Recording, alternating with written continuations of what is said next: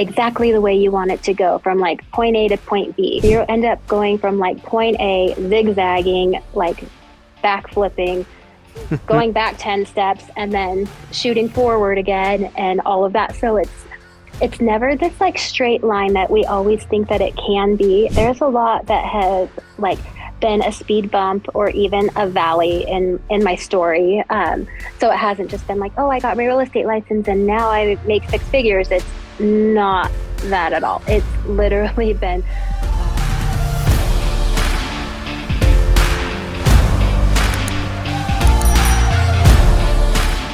All right, welcome to Upbeat. Thank you so much for listening in, y'all. I'm here today with Brenda Davis. How's it going, Brenda? great. How are you? I am doing so good. Very happy to have you on the podcast. I know earlier in the year we had your boyfriend Nick on the show, and that was a really We good did. episode. He was talking about just his business and not knowing what he was going to do till he was actually doing it. And now we're where we're at with his business. It's been great. Right. Just it's cool to see how fast something like that can blow up, but it's Seriously. not overnight though either. He's worked his butt off. Yeah, 100%. Another development, I don't know if anybody's following, but he did get into a couple big box stores. So he's pretty excited about that.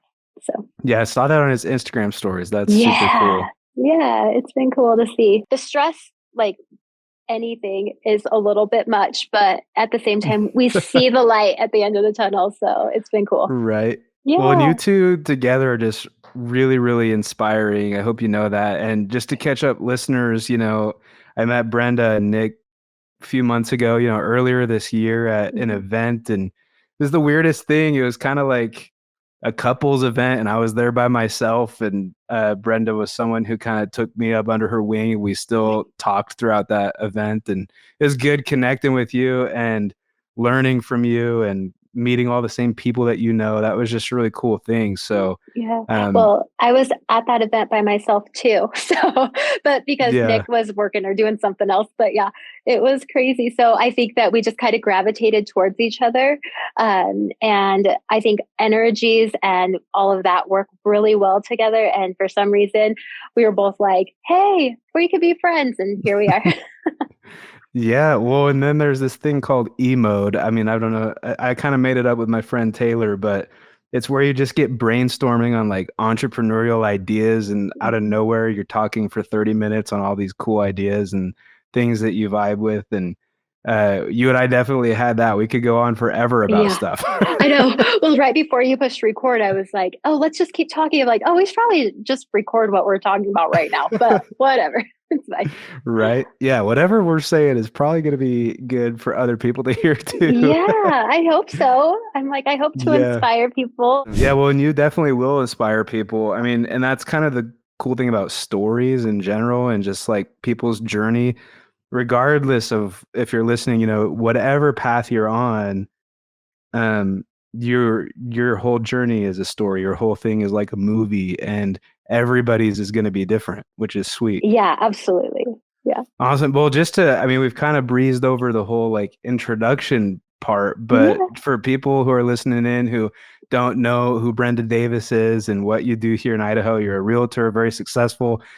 Explain to people kind of your gift, your career, what you're doing. Yeah. So I am part of a team that I absolutely love. I sell real estate here in Idaho.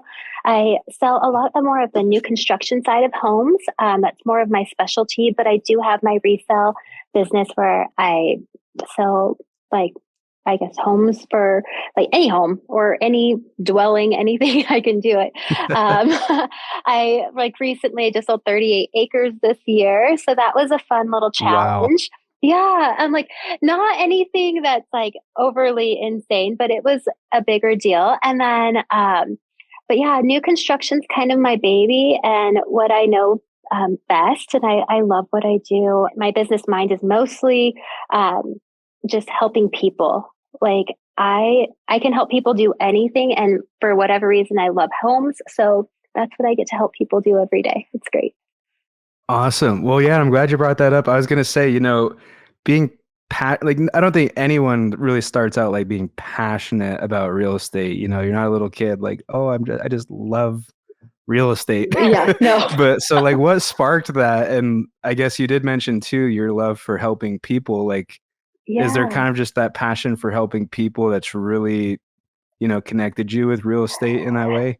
It has. What's so weird is, like, so I was married before, and it was like in 2005 where writing out like your engagement announcement was a big deal. And you put it in the newspaper and all of that. And so a couple years ago, I ended up finding the newspaper that had like our engagement announcement in it from 2004. And Wow. it said, and this was the craziest part, was it was like Jed, who's my ex-husband, is like finishing his master's at NNU or starting his master's at NNU. And Brenda's looking forward to to becoming a real estate agent and going to real estate school. And then 10 years passed where I was a stay-at-home mom and then got divorced and all of that. And then I ended up finding our safe, and in the safe had that article in it. And I found that article a couple years after I had my license. So I like somehow, some way in 2004 thought I was going to be a real estate agent. And here I am today. I am one. It just took a longer time to get to that, I guess, to get to that point. Yeah, well, So not just like become a realtor, like you're freaking killing it too. I'm like, I'm trying. So, yeah, it's been really fun. So I guess it's something that I've always wanted to do. And it just it took a long path to get to this point. I guess when you do put something into the universe, it will come back to you eventually. So Yeah, it's cool to look back on it in that way too. I mean, I'm yeah. not the best at like journaling and stuff, but I feel like Mhm. I need to to improve on that, and I would encourage people to. I had Yeah. kind of a similar experience recently where like I had friends from high school, they went to some high school reunion that I've never been to any of my high school reunions. Mhm. Um, but there was this activity I guess we did where we wrote like a goal when we were seniors in high school and put them all together on this flag. And one of my friends from high school sent me a picture saying that I'm gonna get 1 million views on the internet with beatboxing. And Oh it's my like, gosh. who knew that 7, 8 years after that, I'd have that video go massively viral and Yep.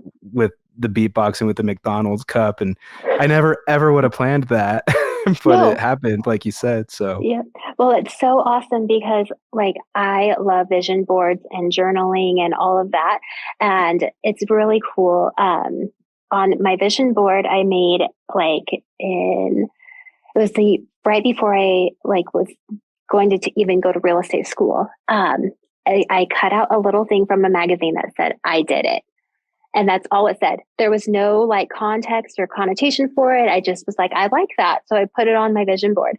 And I remember right after I passed my real estate license, I got in my car and I was like so excited that I passed because I was like, if I don't pass this, I don't even know what to study.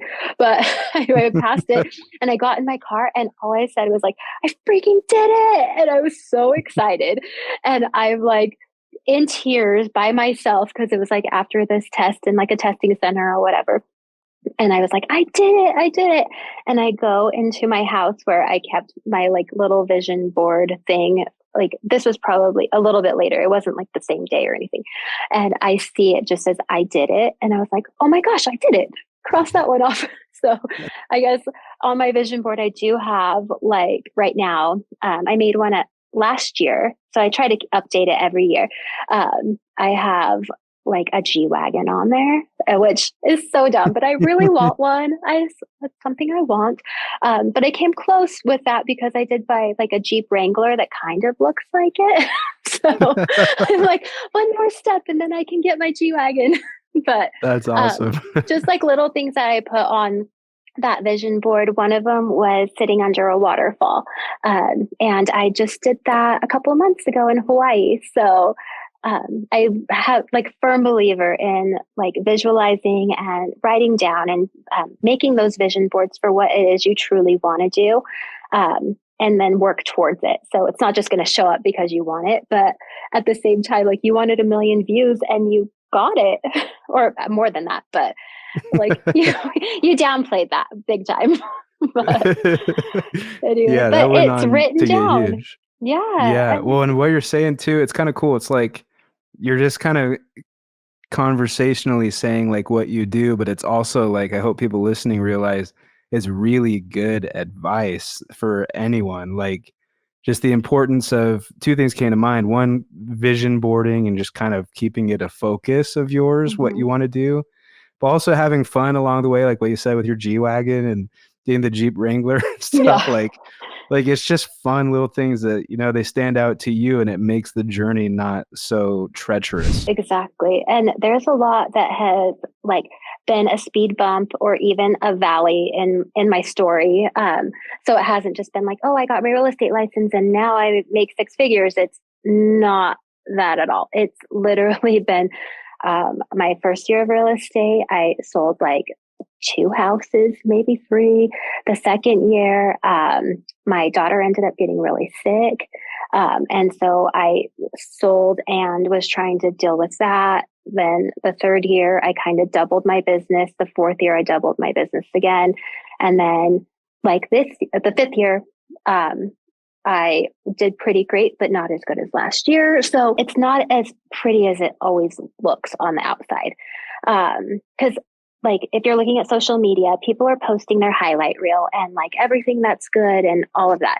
I make a few vulnerable posts because I want people to realize like it's not this like you say you're going to do something and it's exactly the way you want it to go from like point A to point B.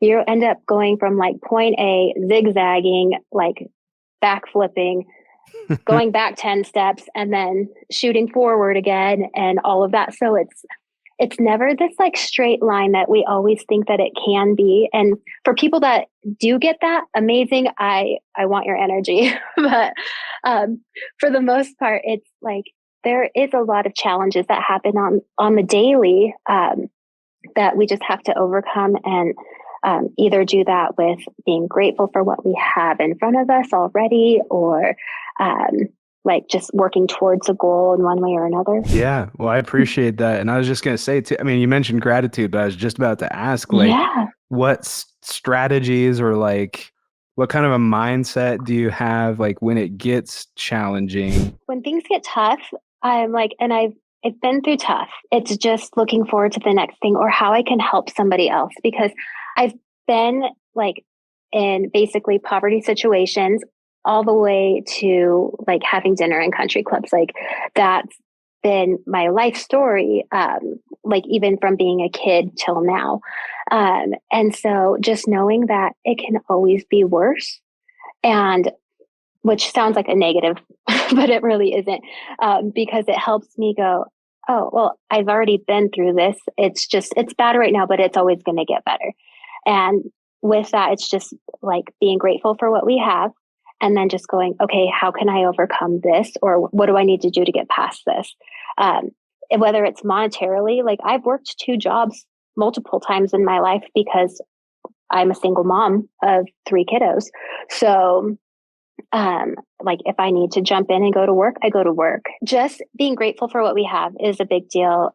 Taking the time and saying a prayer. Like, I don't share a lot about like my faith on social media and all of that, but I'm really big into if I can't handle it, I'm on my knees and telling the Lord, like, take it from me, tell me what to do. And I've always been provided for, even in my lowest moments. Like looking back, I've always been provided for as long as I give up the power of it, and I give it away. I give it to Jesus, and I'm like, Lord, take it from me, and I will do whatever I can, and help me, like, give me the strength I need for this day, or this hour, or this minute. Sometimes because it's not always easy, and it's not always pretty. I really appreciate you sharing that. I think that right there needs to be something increased in the world, just people in their faith, but also like people sharing about their faith. Like there's a Yeah. lot more of it out there than we think. It's just people don't generally talk about it. And, you know, praying to God and to a higher power and whatever it Hmm. is you believe, if you're listening in, like that kind of additional faith to help carry you through those hard times is pretty much necessary. Like, I don't think anyone can get through life without having something to rely on outside of themselves. Yep, absolutely. And like my best friend, she is on her own journey and she's like, I believe in source. And she's like, I pray to a source. And I'm like, well, that's amazing. You pray to your source and I pray to God. And really, we're all saying the same thing. It's just in different words. And so that's just how my heart is open to it anyway. I'm like, we're all saying the same thing. We all feel the same way. Human nature. We all want good, but we're here to learn and we're not perfect. And that's why we just have to give it to a higher power, whatever that may be for you. Like for me, I say a prayer and I'm like, all right, Jesus, you're walking with me today because I don't know what to say. I don't know what to do. And every single time without fail, he's been there for me in one way or another. And it's not always like how I think it's going to go. And that's the hard part because that's the controller in me. I'm like, oh yeah, Right. I prayed for this and it's just going to work out this way. And it's like, here, you're going to get thrown a loop. And then I end up learning more than what I thought I was going to. Yeah, I love that. And it's true. I mean, we have to go through the challenges, and that's how we're shaped into what we are at the end of at the end of the day, you know, like, and you mentioned your experiences, your background, it's been pretty rough. You've had some really trying times, overcome so much, and there's even going to be more to overcome.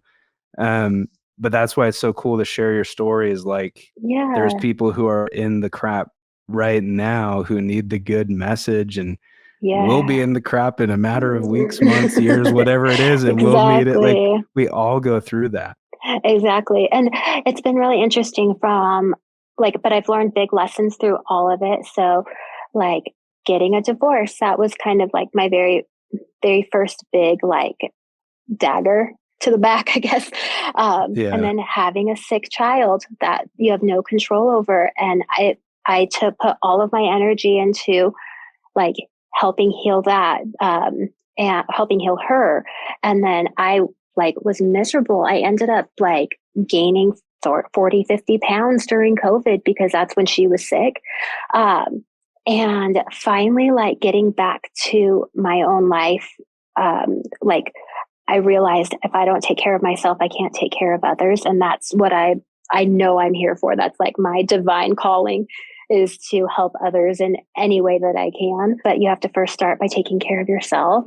And that was a really tough lesson for me because my body just packed on the weight, packed on the anxiety, packed on the I don't want to get out of bed situations. But we had to do it because it was for like, if I wasn't there, nobody else was going to be.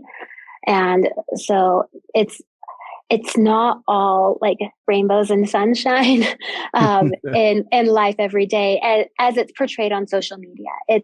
There's a lot that goes deeper than that, but I choose to share gratitude and I choose to share like what I'm happy about because that makes the world a little bit of a better place, I believe.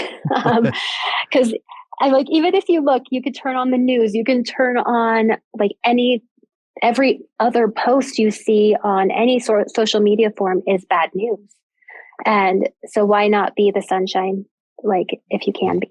Awesome. Yeah, I love that. It's like, Oh it's a no. cool, that's a cool perspective. That reminds me, so something we've talked about at that event where we met, and then also when you, me, and Nick have gone out to dinner or whatever and talked Yeah. about these things, you're also really delved into like this entrepreneurial, I guess, category of influencers and stuff and people online like that you follow, big names, Ed Yeah. Milet, Gary Vaynerchuk, those kinds of people. Yeah. What kind of pushed you?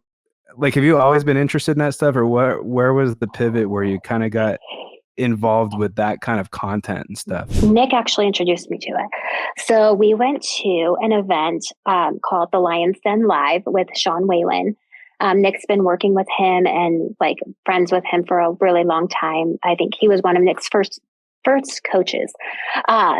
But anyway, Nick and I went to this Lion's Den Live, and there we saw Ryan Stewman speak. We saw Ed Milet speak and Dan Fleyshman. Sean, I love that guy. He's just a bit much for me. Like at this event, they're like, yeah, but like love the honesty. Like that's huge, and his authenticity. I can never get that word out, but I like him for that. But what was so cool is, those other guys have their own coaching groups and all of that. And so I just resonated with Dan Fleyshman's energy, and he was powerful yet kind, and he wasn't like asking people to roar and yell. And that's just not like for my soul. That's not where I thrive. And so I was like, holy cow, this is so cool. I posted about it, and I got an invite from another person that's part of this. It was called the Avengers Mastermind. And I got an invite to it, and ended up going to this mastermind. And it was spendy. Like you pay to play basically. But if you want to be around these amazing entrepreneurs and you want to learn, like, why not learn from the best, right? So right. I put my money where my mouth is, and I went to this mastermind group in Dallas, Texas. And it was the first time I had traveled. Well, I love traveling by myself. So, but anyway, went to his mastermind group, and I met so many amazing people there. One of which is Jimmy Rex. And what was so cool is Dan was like, real estate, Brenda, you need to meet Jimmy. And he, like, out of all of these people that were there, it was probably a couple hundred people at this mastermind group.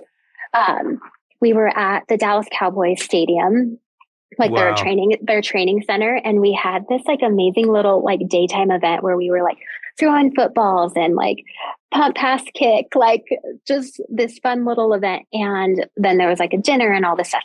But anyway, while we were there, Dan was like, Brenda, you need to meet Jimmy. And I was like, oh, cool. Like what was so neat and authentic about Dan was that he not only like remembered me, remembered who I needed to like contact and who he could like, what he could do for me.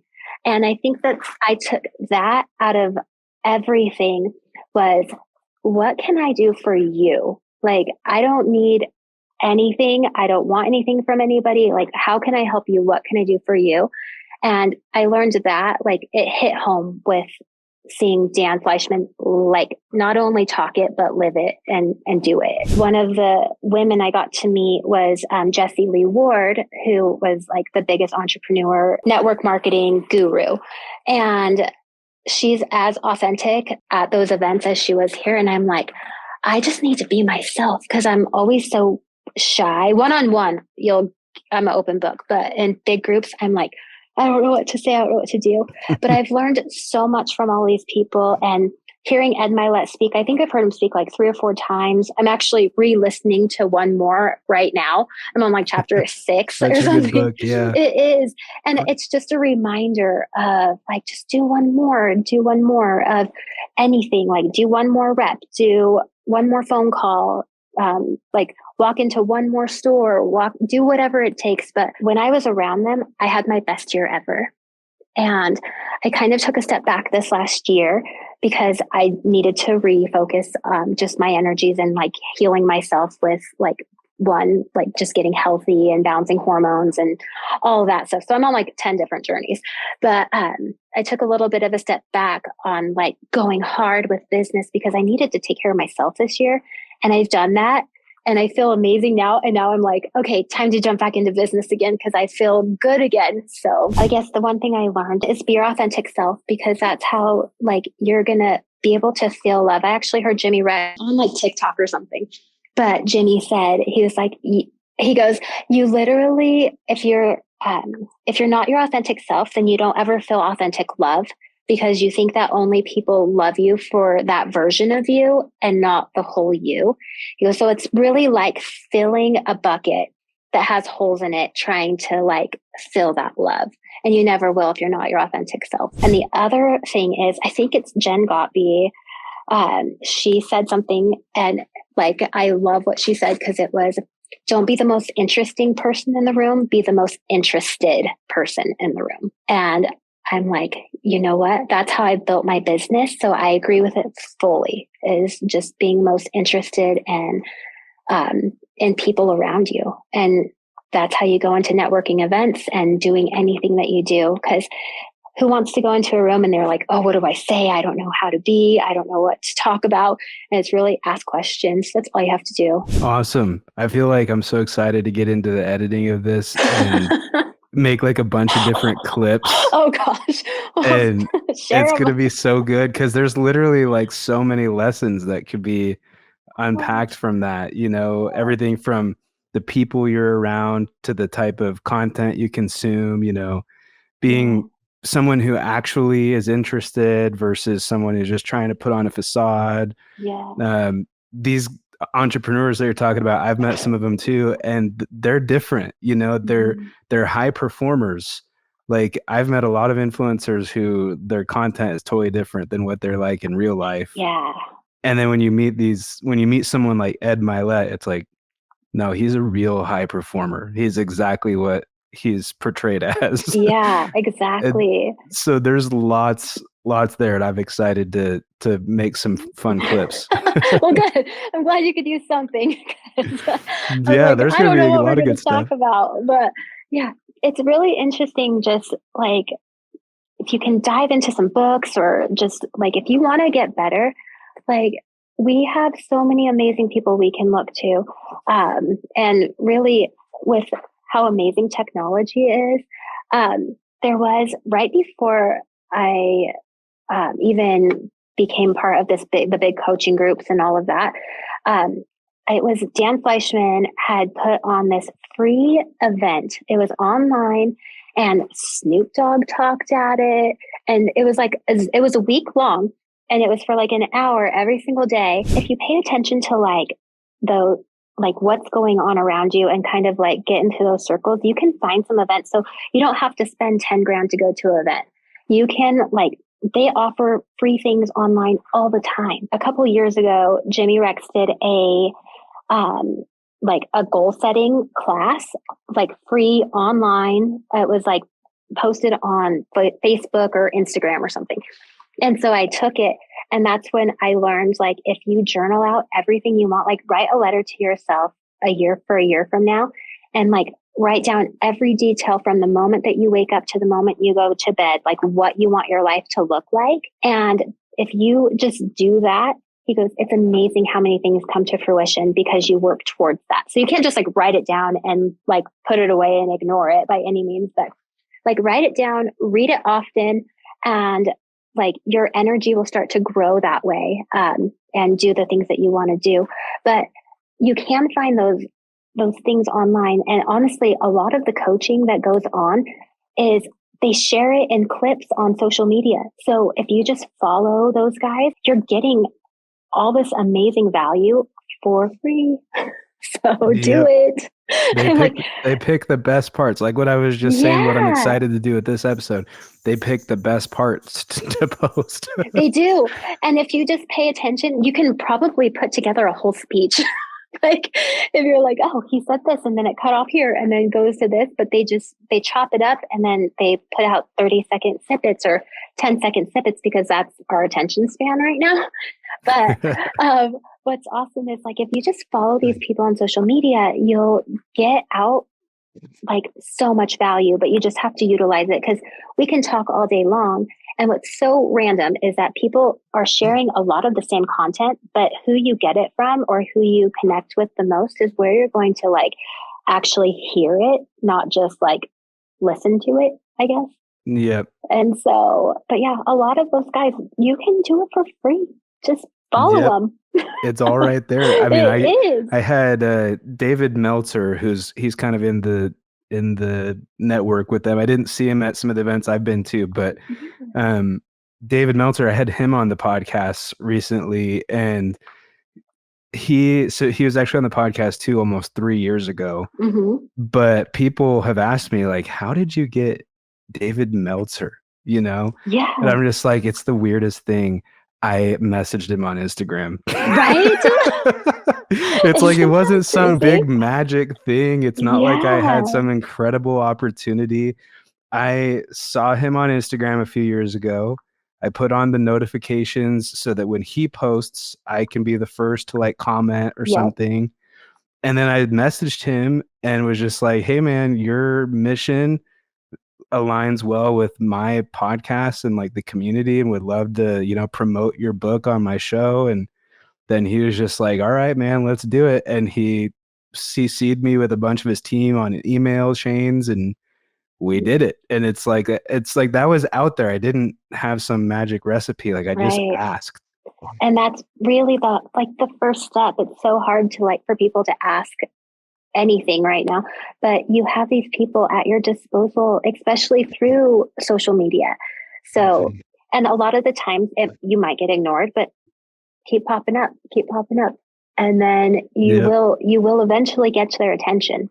So, Yep. but yeah, it's really interesting. And a lot of the guys like Mark Evans, he's awesome, but he makes it a goal of his to respond to anybody that tags him. And he's like this amazing entrepreneur. He's a great cause. He's just super cool guy. And I'm like, if you post anything, he'll repost it most of the time, if it's appropriate, obviously.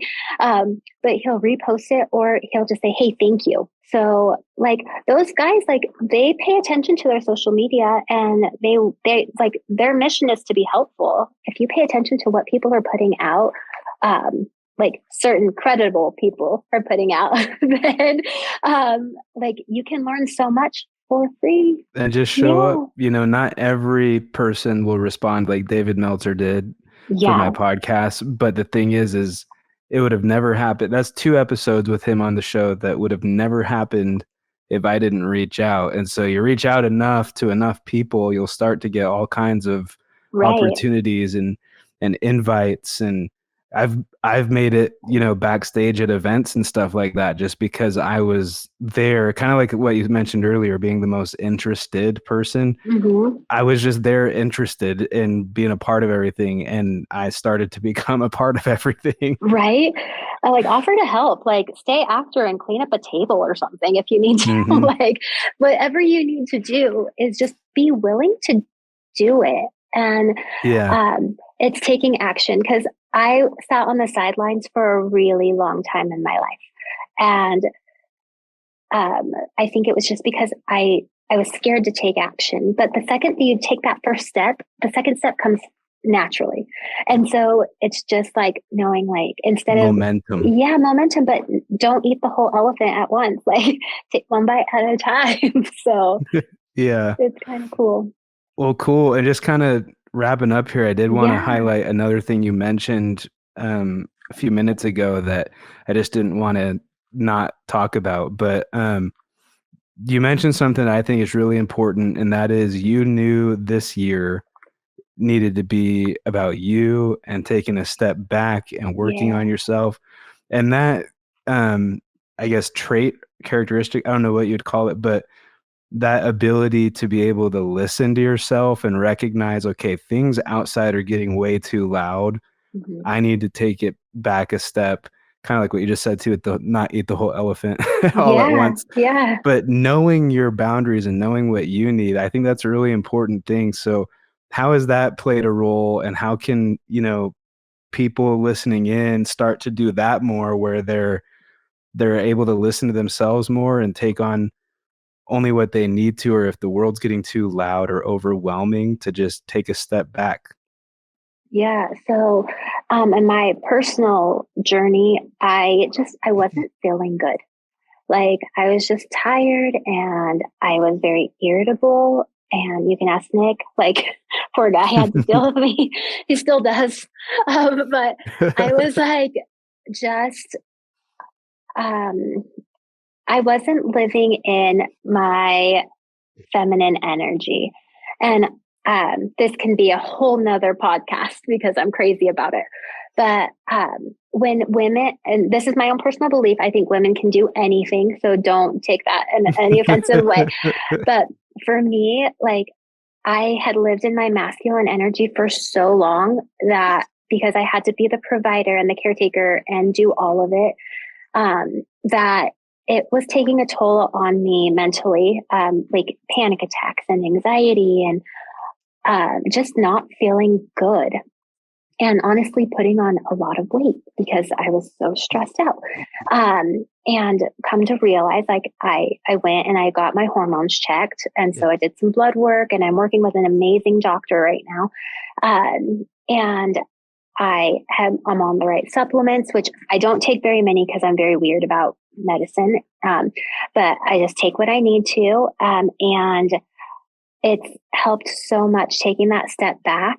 And really allowing like my person. So Nick is my person, but allowing him to like take over a little bit. Because I was always so wound tight that I just needed, I needed to like live in my feminine energy a little bit more. And by doing so, I take an hour to 2 hour long bath, like 3 or 4 times a week. I go to the gym at least 2 to 3 times per week. I should be going more, but, like when I first started, that's where I was I took a bath. I, read books, and I took some time for just myself in the mornings, instead of just getting my day and like running like crazy. I had to take a step back. But I feel like when energies are not balanced well, and there's some women that live great in their masculine energy, but I'm just not one of them. And so I needed to like refine myself again. And that is being more gentle and more kind and, like honestly being pampered in a way. But it doesn't have to cost a ton of money to pamper yourself. Like take some time out and take a bath. I was going and getting my nails done every 3 weeks or whatever. And now like I feel the most feminine and live in my feminine more now than I have in years.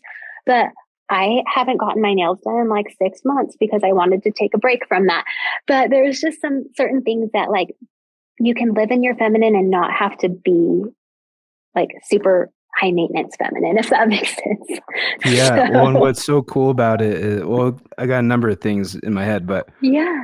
first I'll say, thank you for sharing that. I think it'll impact more people than we even know.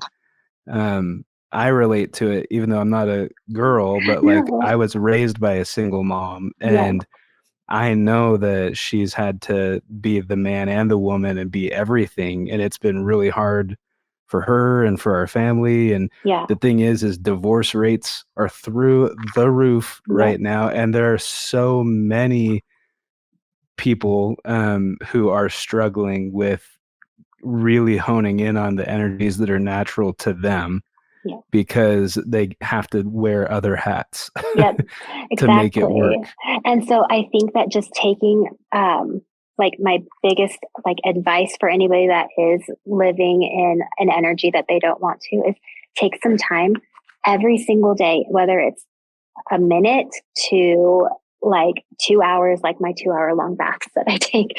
But there's just take a little time to do something that brings you joy. And whether that is like painting your fingernails, or taking your bath, or like going for a walk, just take that little bit of time for yourself of doing something that you really, really love, because it will help like calm your nervous system for one, but then also just help you to just feel better. And for men, like getting into your masculine, like it could be like going for a walk in nature, like I mean, just something that you can do that just makes you feel more manly. I like starting a fire. Yeah, start a stinking fire. But I mean, in an appropriate place. But yes, start a fire. Yeah. Just do something that kind of brings you back to your primal state, and it will make a world of difference for sure.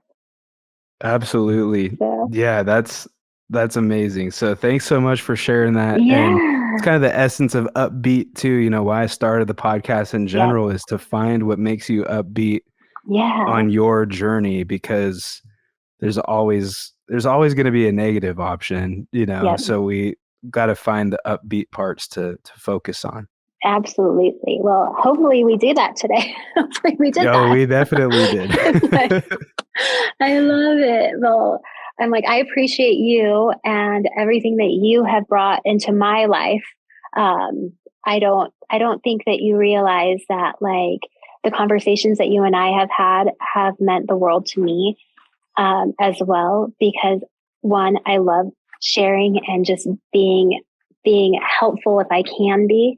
But also, I appreciate your friendship. It was a fast friendship, but I think that we met for a reason, and I've said that to you multiple times. But I'm grateful for you and for this beautiful platform that you've put together and helping people. I think it's amazing. I appreciate that, and definitely likewise. We're definitely. It's just one of those things you can't explain, but we've talked a little bit about energy today, and we've talked about energy before too, just in Instagram and stuff. But that was the energies that day at that event, and I think it's a really important thing. So thanks for sharing your story and for jumping on the podcast with me. I almost forgot. But I got a beatbox our way out of this. You have to. Well, that's how we met. Do you want me just to say your name, or is there a real estate thing you want me to plug or anything like that? You know what would be cool is, because I can share that, is the Mike Brown group. Put that somewhere in there would be freaking so cool. Okay, cool. Let's do it. I love it.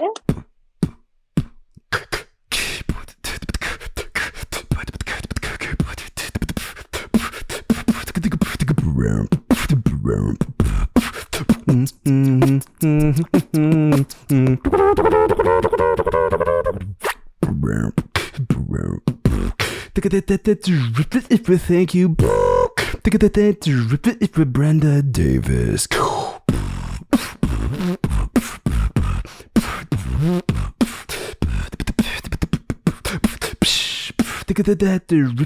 And the Mike Brown group. You're the best, seriously. That talent just makes me so stinking happy. Thank you. That's why I like to still do it. I know. I'm like, it makes me happy every single time I hear you. Awesome. Well, thanks so much for being on Upbeat, Brenda.